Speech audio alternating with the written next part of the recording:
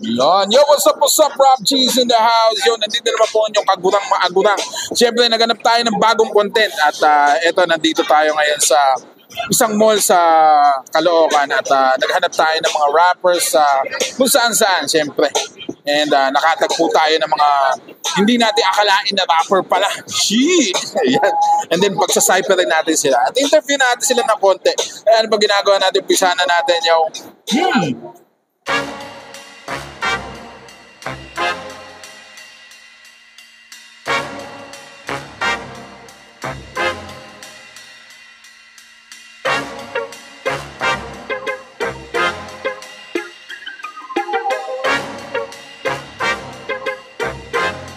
Say you wanna beat, nigga.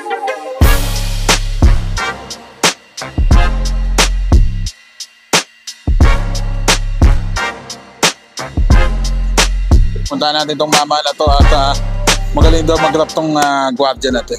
Boss! Balita ko marunong ka daw mag-rap. Medyo konti lang po, sir. Pero meron po makalis sa mga rap music. Baka pwede mo naman kami sampulan. Pwede naman po, sir, kung sakaling pipit mo kayo dyan. Meron dahil. Sige, Mac. Start mo. Yan! Check. Yeah.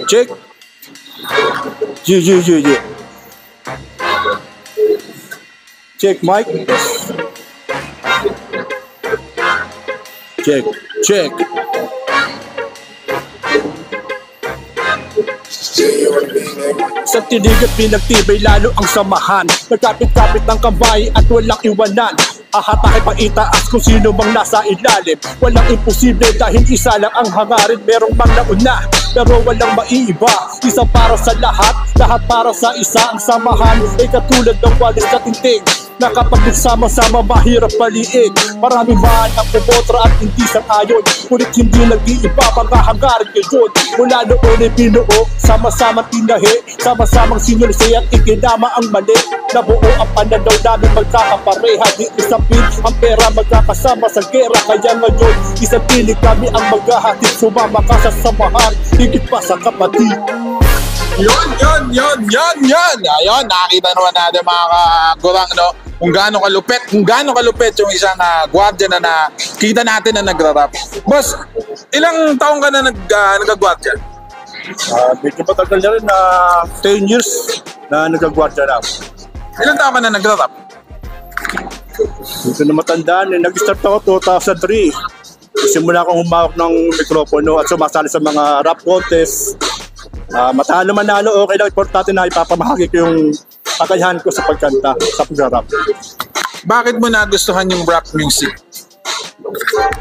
Simula sa pula, nasa puso ko na to eh. Bahit talaga makinig ng mga rap music eh. Diba ng kabataan. Meron ka bang ano ba FB mo and ibang platforms mo na pwede ka mapakinggan? Type ko na sa FB ko, Mix Laderas. Saka sa YouTube Mix, account. M-I-G-Z Laderas. Laderas. Laderas. Yan. Saka sa YouTube account, Mix. Makasisearch nyo ka agad yun. Meron ka Spotify? Meron yung Spotify, masisearch yung mga tracks ko doon sa Spotify na kasi. Ayun mga kabantay, mga agurang, no, naaalala ko tuloy yung kabantay. Siyempre, parang ako rin nung unang nag-uumpisa ako, ganito rin yung uniform ko nun. Yan. So, balik tayo sa ating studio.